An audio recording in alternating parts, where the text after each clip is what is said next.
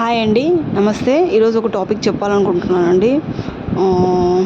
ఎవరైతే education complete అయిపోయి job trials వేస్తున్నారు, జాబ్ సెర్చ్ చేశారు, లేదా 1 ఇయర్ అయ్యింది, ఇంకా అంటే అడుగుతుంటారు, మీరేం చేస్తున్నారు, ఇంకా జాబ్ రాలేదా అని అడుగుతుంటారు. అది ఇన్సల్టింగ్గా ఫీల్ అయ్యేవాళ్ళు, చెప్పేవాళ్ళు చెప్పుకోండి ధైర్యంగా.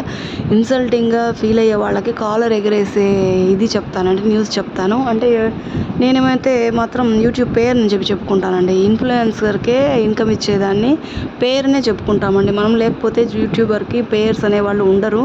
సో ఇన్ఫ్లుయెన్సర్స్కి కూడా పేయింగ్ చేసేదాన్ని, పేమెంట్ అనేది మన దగ్గర నుంచే వస్తుందండి. సో మనం దీంట్లో ఏ విధంగా ఎవరిని తప్పుపరిచేది లేదు, కించపరిచేది ఏమి లేదండి. ధైర్యంగా గర్వంగా కాలు రెగలేసినట్టు చెప్పగలను.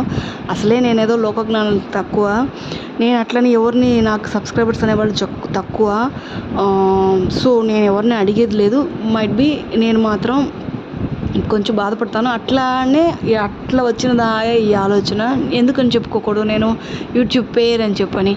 అట్లని చెప్పి యూట్యూబ్ పేరు అని చెప్పమని చెప్పట్లేదండి. కొంతకాలం వరకు కొంచెం ఇన్సల్టింగ్ లేకుండా ఎవరైతే ఫీల్ అవుతుంటారో వాళ్ళకి మాత్రమే అండి.